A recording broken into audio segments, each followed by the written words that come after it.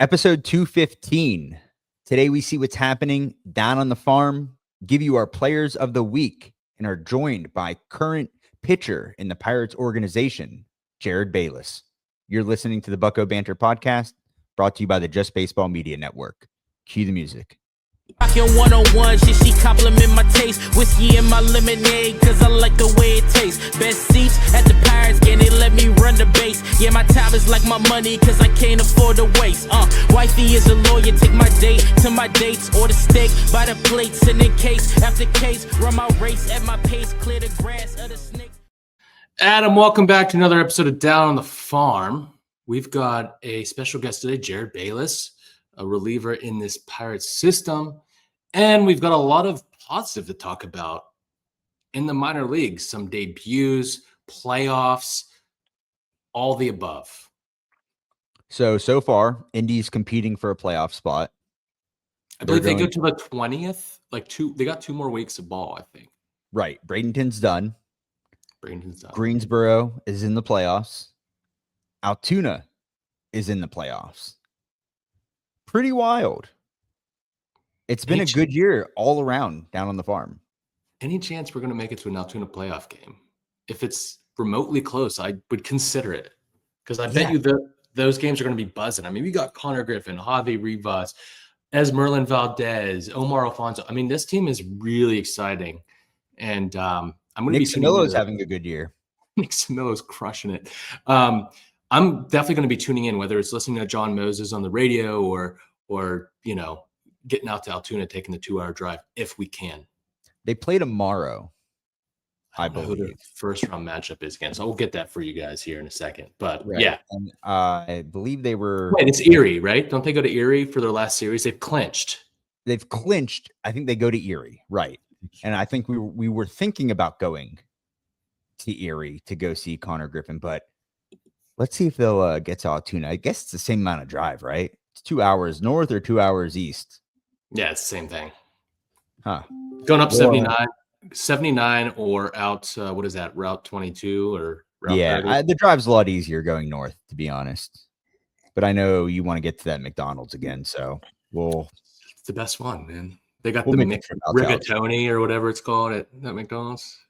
Altoona, and I'm telling you, man, I think we have to try the Altoona pizza in a food. Be my guest. I will only do it if Tramar Johnson does it. There's absolutely zero shot Tramar does it. We've asked him on multiple occasions. He's not going near one of those places. If I bring it up again, he may never speak to me again. Yeah, let's just keep that on the down low. Scott, let's get into some headlines before we do. Football season is back, and that means you're going to be placing a lot of parlays. Just parlay after parlay. You hit on anything? I hit 2 parlays yesterday. Yeah, I was pretty excited about it. And why did you hit those parlays? I used some models, this one app called Rhythm, the one that's data backed, easy to use, no spreadsheets, and it'll just identify your best return on investment with a little lightning bolt. That's the one, man. And Rhythm is awesome. I've been using it. I hit on a 4-touchdown parlay last night. I had Derrick Henry, I had Lamar Jackson, I had Josh Allen, and I had James Cook. Nice. And easiest $100 I've made in my entire life, thanks to Rhythm. You could try it free for 7 days. Just use the code JustBaseball50. That's all caps, JustBaseball50 for 50% off the entire year. You get access to baseball, football, much, much more, and try it free for 7 days. And bet smarter with Rhythm. Scott, let's get into some headlines. I'll get us kicked off here. Tuesday, right-handed pitcher Carlos Castillo and right-handed pitcher Jose Garces promoted to Greensboro. I hope I said that right. And then infielder Eddie Reinders, who we were both really high on coming out of the draft. I know he's been down on the complex. Really good left-handed bat. Outfielder Cannon Reeder and right-handed pitcher Jack Anchor assigned to Bradenton. So you'll see their major league or professional debuts. Edward Florentino enters MLB's Pipeline's top 100 prospect list. I think that's an obvious move right there. We'll talk about him a little bit later. Due to Jordan Lawler graduating, so Florentino sneaked on. Not only is he sneaking on Just Baseball and some other smaller, I don't want to say smaller, Just Baseball prospect list is the go-to, but he's going on the MLB.com's prospect list, so he is a wide known name now. Absolutely. And then Wednesday, infielder Yordani De Los Santos promoted to Greensboro. Right-handed pitcher Gavin Adams was assigned to Bradenton. Scott, why don't you bring us through the rest of the headlines? Yeah, Thursday, Estuar Suaro was recalled back off the IL. Right-hand pitcher Levi Sterling and catcher Adonis Guzman, who's just drafted out of University of Arizona, recalled to Bradenton from the FCL, while catcher Richard Ramirez was assigned to the IL, so his season's done. But he's another name, man. Another catcher in the system that really impressed with the bat. Adonis Guzman is known for a 70-grade arm, so I'm excited to see him get going. Right-hand pitcher Matt Egger and outfielder Eddie Rodriguez were assigned to the developmental list. And then Sunday, Altoona and Greensboro both clinched playoff spots with their wins.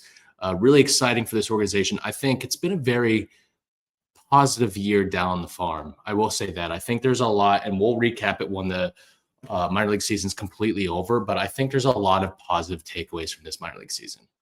It's amazing what one prospect, one number one overall prospect in baseball can do to an entire organization in terms of just eyes on different types of guys, right? Without Connor Griffin, how focused are we really on all these other prospects? It helps like elevate some other guys to play a little bit better, I believe. And I think we saw that this year. Last year, no Connor Griffin. Altoona was terrible. One of the worst teams in minor league baseball. We were talking with guys there. They were just struggling, right? Total turnaround this year. They're in the playoffs. Greensboro's obviously having a fantastic year. A ton of talent in Bradenton. Indianapolis is good. I really think like the more attention that we're getting on the minor league prospects here, the better it's making everybody else. And it's exciting, man. I know we didn't have a lot to dream on with the major league season, but there definitely is a lot to dream on here with guys coming through the system. Let's get into some game recaps, Scott. Indianapolis was at the Columbus Clippers, the Guardians AAA affiliate. Right now, Indianapolis is 78-59. Rafael Flores, man, he has been something else. He's been on a tear. We really could use this guy at like his top level. If he's going to hit the ball this way, we're talking about upper level bats. He's probably the closest one right now. I think you mentioned it maybe last week. There's a chance you could potentially see him at the very, very end of this season.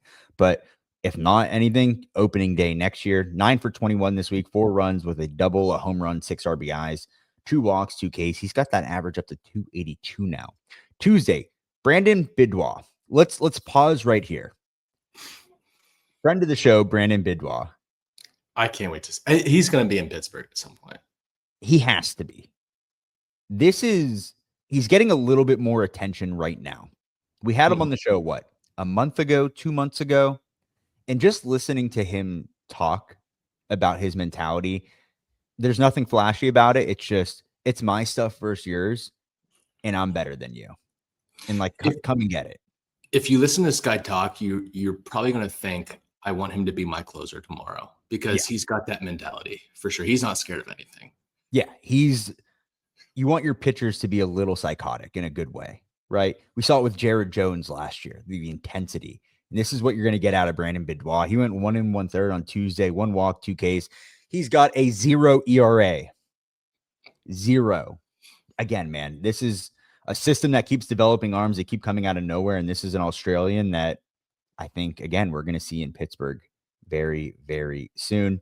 Rafael Flores on Tuesday went 2 for 4 with his 6 home run, 2 RBIs. Wednesday, Flores again, 3 for 4 with a double and an RBI. Thursday, Justin Lawrence is continuing his rehab assignment. 1 inning, no hits, 1 earned, 1 walk, 2 Ks. Rafael Flores, 2 for 3 with an RBI. Friday, Hunter Barco went 1 2/3, 1 hit, 1 earned, 3 walks. And then Bidwell had his first save in AAA. 2 innings, no hits, 5 strikeouts. Man, jeez, oh man. Like, what are we talking about here? I was laughing while taking these notes earlier. I was like, wow, he's just doesn't stop. I'm sure we're going to have a minor league player of the year, and it's probably going to be Connor Griffin. Like, it almost has to be, but you can make the argument for Brandon Bidwell. You have to. This is unreal stuff. It really is. And then Flores again, 2 for 4 with an RBI. He had his average up on Friday to 294. Sullivan on Saturday, 3 innings, no hits, 2 Ks, And then Sunday, Jarod Bayless, who's going to be joining us later in the show, went 3 innings, 1 hit, no earned, 1 walk, 2 Ks. His ERA is at 3.24 right now. And then Nelson Velasquez, 3 for 5 with a double, his 8th home run on the year, 1 RBI. And then Jace Bowen flashed up power, his 2nd home run with 3 RBIs. He's hitting 272. That brings us to Altoona. Jace Bowen's actually been playing better in AAA Indy than he was in Altoona. It's good to see. Good to see some power speed combination there. Altoona was home against the Richmond Flying Squirrels, and for some reason, the AA affiliate for the Giants loves to throw at Connor Griffin. Not saying that it was intentionally, but it happened like 3 times this week. Yeah, a lot. It was too much, but 68-63 on the year Altoona after this series. Termar, 7 for 17, 5 walks. He's at 270. Esmeralda Valdez, 6 for 23 this week, 2 doubles, 4 RBIs, 2 walks, 9 Ks. He had 266. Omar Alfonso, 5 for 12 with a double, a home run, 6 RBIs. Connor Griffin, 5 for 15 this week, a double, a home run, 2 RBIs, and a stolen base. He's at 322 in Altoona, while Javi Rivas was 5 for 16 with 2 doubles, a home run, 7 RBIs, 1 walk. He's at 241. Speaking of Javi Rivas, Tuesday, he went 3 for 4 with 2 doubles, 3 RBIs, as Merlin Valdez went 2 for 4 with a double and 1 RBI. Wednesday, Deuce Gorson has started to come on a bit, man. He's playing some first base too, playing a little bit of everywhere, honestly. Kind of like a Nick York is how they're treating him. 2 for 4 with a double, his 4th homer, 2 RBIs. He's at 272 on the year. Omar Alfonso went 2 for 3 with his 3rd homer since joining Altoona, 3 RBIs. That home run was hit 419 feet with a 106 exit velo. The guy's got easy pop. Easy pop. I've said that about a few guys in this system, but it seems to be the trend this year with some bats that have emerged. I think they're starting to acknowledge some bats. I don't want to get ahead of myself, but it's definitely been a better year offensively in the system. Thursday, Javi Rivas, 1 for 2, was his 3rd home run in Altoona, 2 RBIs. Nick Samillo hit his 20th home run in AA this year. Friday, Dominic Parachi earned the dub, 5 and 2/3 innings pitched, 5 hits, 3 earned, 1 walk, 3 Ks. Nick Samillo, again, 1 for 3 with a triple, 1 RBI. Saturday, Wilbur Dotel, 5 innings, 2 hits, 1 earned, 4 walks, 6 Ks, while Connor Griffin went 1 for 4 with his 4th homer since joining Altoona, 1 RBI. And then Sunday, Derek Diamond, the Ole Miss product, earned his first AA win, 2 innings, 1 hit, 2 Ks. Well, Connor Griffin went 2 for 4 with, and that was about it, 2 for 4 with a walk. His average is at 322 to end the week. Continues to play, man. It's been the same at every level, and it's really impressive from the 19-year-old. Greensboro at the Hudson Valley Renegades, the high A affiliate for the Yankees. Greensboro's 88-43. Amazing that they had to fight for a playoff spot. It's crazy. It came down to the last game. Nuts. Will Taylor, man, I've been excited about him recently. 4 for 22 on the week, 3 runs, but he flashed some power, man. 2 home runs, 5 RBIs, 2 walks, and 2 stolen bags. Sammy Stafura went 5 for 18, 2 runs with a double, a home run, 2 RBIs, 4 walks, 2 Ks, and 2 stolen bags. And then Callan Moss went 2 for 18 with 2 runs, a double, 5 walks, 7 Ks, and a stolen base. Carlson Reed on Tuesday, 1 2/3, no hits, 1 earned, 5 walks, 2 Ks. And then Wednesday, Christian Curtis, 6 1/3, 3 hits, no earned, 1 walk, 7 strikeouts. He's got a 3.98 ERA. He had 17 whiffs, Scott.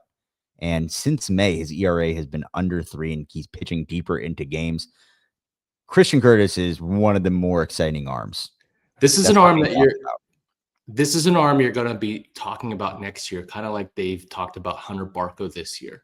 I truly believe that. This is a guy who just wasn't known because of his situation. We've had him on the pod twice. He's talked about it.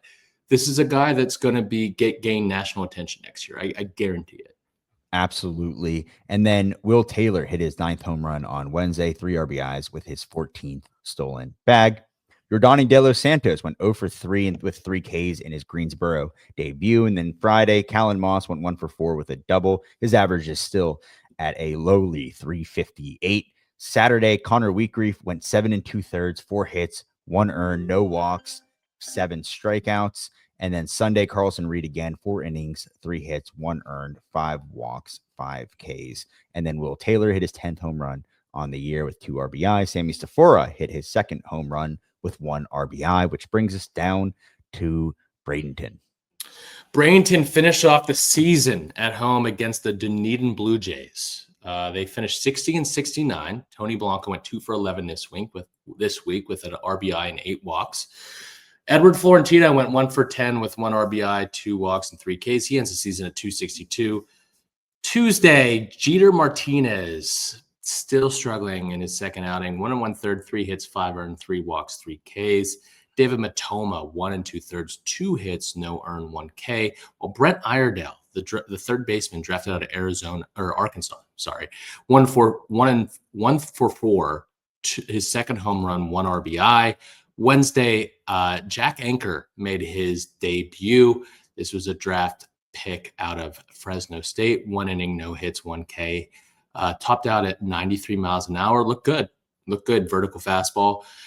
Johnny Severino, 2 for 5 with a double. His 11th home run on the year, 2 RBIs. Eddie Reinders went 1 for 3 with a double in his debut. Thursday, Levi Sterling, another arm that I think we're going to talk so much more about next year.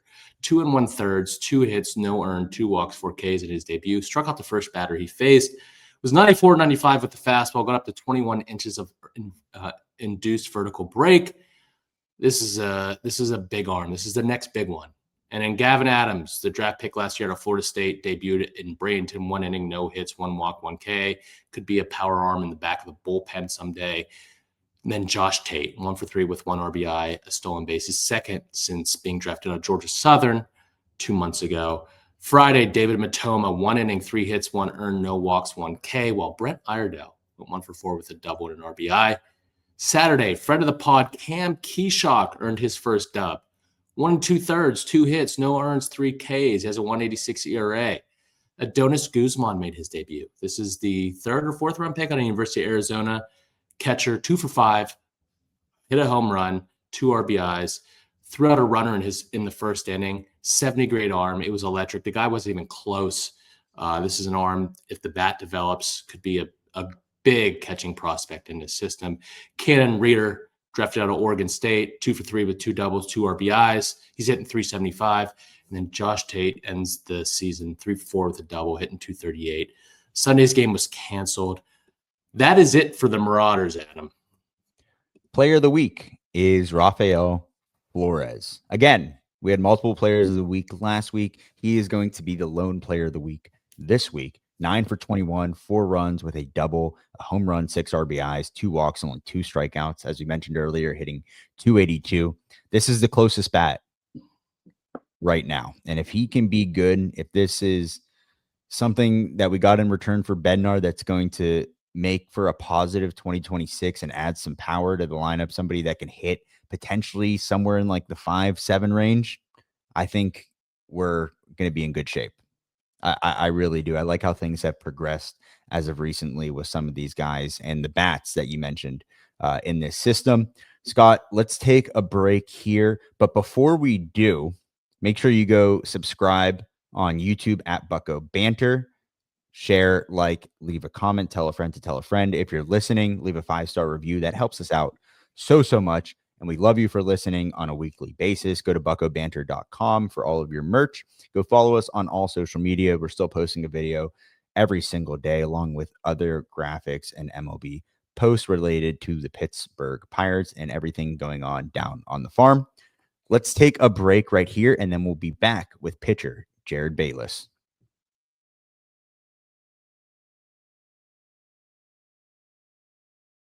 Joining us now on Bucko Banter is current pitcher for the Indianapolis Indians, Jarod Bayless. Jarod, welcome to the show. Hey, thanks for having me, guys. Jarod, welcome on, man.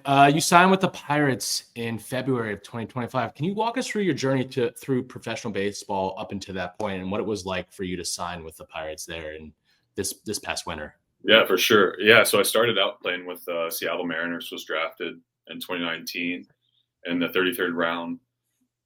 One of the last 33rd round picks, trying to be one of the last ones to make it to the league. But that round literally doesn't exist anymore. Hey, and I'm thankful it did exist as long as it did. And but yeah, I started off over there, made my first 6 years there, was released halfway through last year in AA. And then so just kind of knew that I still had quality things to offer for a team, and I wasn't ready to like quit pursuing it. So I just got to work all off season, grinding my butt off. And then thankfully, the Pirates came through, were willing to sign me. So gave me an opportunity. And then I've kind of bounced around everywhere on the East Coast since then. But now I'm up in Indy. So, man, I'm just blessed with opportunity to end up over here with the Pirates. I mean, you just talked about the journey through the professional rank, but want to go a little bit further back because I know Scott played Division III baseball. I played D2 and JUCO. I know you went to 2 JUCOs and then you were at Dallas Baptist. So, I mean, it's a huge mental toll because guys are jumping around from JUCO to JUCO, Division II, Division III, just like playing middle of nowhere, trying to make it. Like, talk about how that was on you, like from the beginning. Was there any doubts in your head? Was there ever a thought to hang it up? And how'd you get through that in order to get to where you're at today? Dude, that's a good question. I kind of glossed over that, but I did. Yeah, I started out grinding in junior college, went to 2 different JUCOs. Actually started out at San Jack, which is a really competitive junior college. They coach a lot of guys from, top D1, D2 schools. Didn't play a whole lot there. Actually missed my red shirt by like 0.1 innings pitched. So I didn't get my red shirt my freshman year. I was kind of bummed about that. And then they cut my scholarship. So I was like, dude, well, if I'm still going to do this, like I got to play. Like if I'm going to end up at a D1 and leverage my chances of playing in pro ball, like I got to have innings or it's just not going to happen. So found a junior college closer to home. Northeast Texas is kind of your true junior college experience, a little more grindy than San Jack may have been. But it was good, dude. Baseball was fun. But it really was just kind of on you, kind of looking back on that. Ended up making some great connections through there, which really plugged me into pro ball with Dallas Baptist University. My junior college coach played at DBU.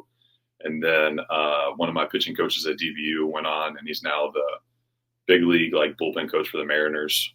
So it's like I kind of had these connections everywhere. And then my DBU pitching coach is the coordinator with the Pirates. So like the connections are just really like I was placed, man, in the right place at the right time. And just like I said, like super blessed to have these connections, which is a crazy cool aspect of baseball is you kind of, somebody all across the country. Absolutely. I know DBU has been a college program that has really emerged over the past decade. So that doesn't surprise me at all that you had all those connections. But what was the biggest transition from DBU to professional ball? Man, it was a tough journey for me. I think I'd say not tough, but challenging and like figuring out what is it actually going to take of you to do this. In college, I think I was caught up in like I knew I had to get better. So getting better and training kind of became like the point of all of this. So I got really good at training. You get into pro ball and you realize like no one cares about like how well you train, how nasty you are in a bullpen. Like you got to be able to get outs. And then becoming a reliever in pro ball, it's just like you're playing games every day of the week. Like now you got to be ready to get outs, 3-4 times in a week. So in college, like you're looking at maybe a midweek appearance and 1 or 2 appearances on the weekend. So really just shifting my intentions from like what I thought it took to be a big leaguer, which was like, oh, if you just have elite ride and you throw cheese and you have a good breaker, like you'll find yourself in the show. And then realizing it's like, no, like learning how to pitch in the rain, learning how to pitch when you don't have a warm up, like all of those things are just as important because at the end of the day, like that's how you like throw up a zero. And so anything that helps you throw up a zero is what matters. And so kind of like changing my approach to like letting the game tell me like, what do I actually need to do to get better? And then just kind of like blindly following that cookie trail. Be like, well, dang, like I need to get better at this specific thing. And if I feel like you just pay attention with as much as we're playing, like you'll kind of pick up on those clues. It'll let you know where you could sharpen up a little bit. Right. And I think that's a good transition because we usually always focus with our player interviews on the mental side of things. And you just mentioned pitching in the rain or just like simply pitching on a day where you're not feeling it, right? You're out there every single day doing something. How do you handle the mental aspect of just being on the mound, whether you're just not feeling it or you're going through a rough stretch? How do you get that in order to keep moving forward? Dude, it's that's like really what I've narrowed down as being like the strongest correlator to my like actual success on the field. It's kind of like, how am I coming into this game? What is the mental state that I'm bringing into this game? And then bringing accountability for the state that I am like being when I go into pitch. Is you can kind of like just let everything fall as it is, or you can take control of that and really kind of start to like articulate and construct like, this is exactly how I want to be when I'm pitching. So like journaling has been really big for me. I just kind of like try to like process my thoughts. I picked up from a teammate, like write in complete sentences. Like if you have a thought, flesh it out. And so I try to do my best just to like, in preparation for an outing, like if I'm feeling like a little anxious, like a little nervous, like, or just processing like anything as it comes up, like just try to like, just flesh it out.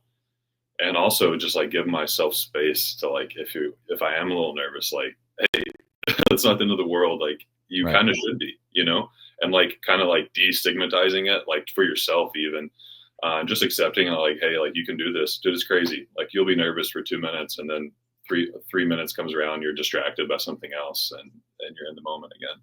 So it's just realizing that these things like aren't, you know, something to be pushed away. They're just something to experience, but they kind of come and go. But like what correlates most is like really setting my intentions, like being really clear, like this is what I want to do. And whenever I'm locked in on that, all these other variables, like they're just like not in your center of vision. They're just kind of in the periphery. You may notice them, but you're not getting hung up on them. If that makes any sense. Yeah, no, Absolutely. absolutely. I think acknowledging those things is important. I was a pitcher myself at the D3 level, and I wish I had the resources that schools have now. You know, I know being around the game that there's a lot of mental skills coaches and trainers and whatnot. How much do you utilize those resources, or do you mostly just focus on like mindfulness on your own? You know, I definitely rely on the mental skills coaches like over here. Like I appreciate, you know, just having someone who will like to start diving in on like, you know, like your mental like approach to like a game is kind of like, not that it should be like an odd thing to discuss, but like, you know, it's kind of a weird conversation to traverse, especially, you know, with such like a small population of people are going through the same experience you are. Like, you know, realizing the absurdity of like 6,000 to 8,000 people are coming to watch a game, and like, you know, but like kind of framing that where it should be for like what you actually want to go do. Sometimes those get misaligned, and just even saying that stuff out loud to somebody helps you kind of like autocorrect. Like you come to the conclusion as you're saying it, and you're like, oh, I just needed to say that out loud. I realized I was being pretty silly there. Like, Yeah. all right, I'm good to go. 100%. What about going from the Mariners to the Pirates? Because you could argue that those are two of the best organizations when it comes to developing pitchers. It's just arm after arm after arm. Yeah. Was there like a big philosophical difference coming from one organization to another? And have you learned anything different in the Pirates organization that you think's helped your game on the mound? Yeah, I think I can speak to this pretty well, actually. I try to be pretty applied in this process. As soon as I got into pro ball, I kind of told the Mariners this, and same thing with the Pirates. Like, look, I'll do anything you want. I just need to be convinced by it. Like, and I just think that kind of like places a respect level as me as the athlete. You know, I can make my own decisions. If you make a good case and it makes sense, like, do it. You're not going to find anyone more bought in than me. So that worked really well with the Mariners. They kind of presented information in a unique way that I hadn't heard before. It was like a lot of like stats and probabilities. Like a big thing is just like throw your best pitch the most, and being like a low slot sidearm guy, you know, that's those guys usually throw a sweeping slider. So it's like with the Mariners, you know, they joke around about throwing a lot of sliders. Well, it's like throw your best pitch the most and you'll have some good results. And I'm not going to say the Pirates are differing in their approach, but the communication has been a little bit more, I'd say, like on the nuances you gain through experience. Like, so this year I'm throwing 4 or 5 pitches to where historically in my career I've been like 80% slider. So now that I'm offering up these other pitches, it's learning like, okay, well, how does a harder gyro slider set up a 2-seam or a sweeper? And I feel like learning how to kind of navigate an arsenal with more pitches, like I've gained so much like just find little tips and tricks to like kind of polish up how that actually plays in a game through my time with the Pirates. Like it's been a huge help really kind of settling into that new arsenal, but being able to rely on them and how to approach and actually like get this guy out that's in the box with the tools that I have like in my toolbox, so to speak. That kind of sets up my next question. I was going to say, what has been the main focus? You've gone from Greensboro to Altoona to Indy. You've been at multiple levels this year. What has been the main focus since joining the Pirates organization? It sounds like throwing more pitches. Yeah, I mean, honestly, that's kind of been one thing that I just addressed this off season. Is I kind of, as I'm training, I personally have this belief that I want to be able to throw every pitch. I think if there's like an ideal like peak pitching, like the spirit of pitching, if you could maximize that in all its faculties, like you wouldn't have a pitch type. You just have like, I want to be able to make the ball do this, and you could do it. Like abolish all pitch types, so you could just have an intended shape and be able to replicate that. So I started trying to throw all these pitches. I can sweep it. And if I want to refine my ability to create that shape, like being able to create these other shapes kind of like refines my brain's ability to have that nuance of like, oh, that's a little more depth, or that's the kind of like upshoot sweep. And so I was just like, you know, if I really believe that I have the ability to do this, not doing it in game actually creates some like cognitive dissonance there. Like if I really believed it, then I'd do it. Right. So it's like, well, if I believe it, then I should do it. So then all off season, I was like working on all these pitches. I get to the Pirates and I was like, well, I kind of have to put my money where my mouth is here. Like, do I really believe I can do this? And I was like, dude, yes, I know these pitches will play. So then just kind of like figuring out how those all played out and when to use them. It's been a fun process, but yeah, like going from Greensboro to AA, I've gotten, I think 11 starts on the year or opens. And I haven't had a start since junior college. So like being a sidearm reliever with the Mariners, primarily going 1-2 innings max, like, and really isolated to like find that right-handed pocket of hitters and just throw that sweeper and make them swing and miss. Like that was kind of the approach. Where now, I'm sorry, go on. Yeah, I'm starting and I've got 6 lefties in the lineup because they're stacking it because the platoon favors that. I have to figure out how to get these guys out maybe 2 or 3 times to the lineup.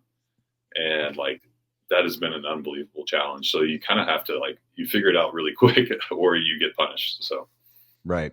How much of that is also focused on looking at analytics and all the data that you guys receive now?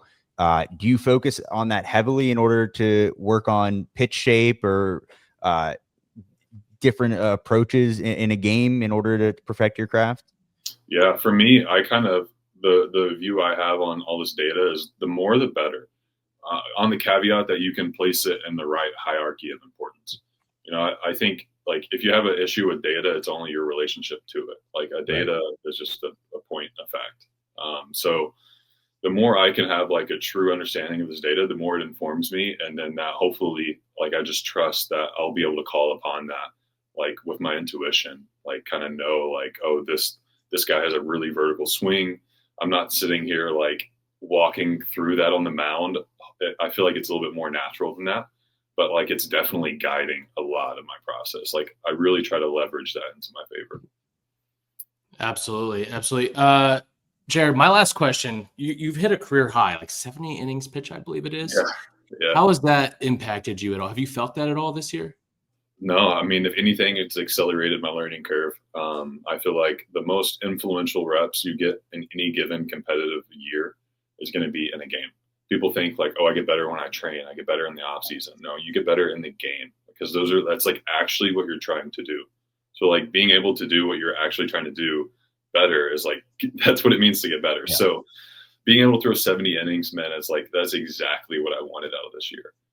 Like use me however you need me fit, however you see, like I can fit in the game, like just give me as many innings as possible. And like, I promise I'll be able to put some things together and get a little sharper. So I feel like if anything, it's just helped me like get a little sharper and really polish up, like when to use this pitch, when to snap this pitch the hardest. So like, honestly, I'm feeling a lot better now than when I started the season. So like, I'm not scared of the extra innings. Before we let you go, we asked this to all the guys in the system, and you might have a unique perspective on this because you've been at 3 different levels just this year alone. What's one guy in the system that you've played with that just has that wow factor that you look at and you're like, man, that talent is on another level, or they're just, playing the game a different way? Before you go, Jarod, I just want to note that Easton Carmichael said you. Really? Yeah. Let's go. Oh, that fires me up. I threw to him like one of his first games that he was in high, so that means a lot to me. I appreciate that, dude. That's good to hear. Thanks for sharing that with me too. I'm gonna say, just out of recency bias, Benoit is unbelievable. That guy is gross. I'm super bullish on him. Ryan Harvin, like Antoine Kelly, those guys, all 3 of them, all of those names, like, just ridiculous. And what's crazy is the list keeps going. Like you mentioned earlier, coming from the Mariners, having like pitching development, then coming to the Pirates. It's like when you're trying to make it to the show, it's like, man, this is a competitive 2 orgs to have. But I think it really demands the best of you when you have like Ryan Harvin blowing 98 and then bringing out like a changeup that has the same movement as me, but I'm like sidearm and he's throwing over the top. Like, this is unfair. That's awesome. That's awesome. Yeah, we were just talking about Benoit early in the episode. It's like he's got a 0 ERA and it just keeps getting better and better. And it's just he was on our show, and just his mentality on the mound alone gets you fired up. Yes, I'm excited to watch him throw every time. Like, I feel like he's one of those guys that the more you look into it, you're like, oh, this is good. Yeah. Oh, wait, this is even better. Like, this guy's nasty. So I'm super excited to see what he does in the next couple of years.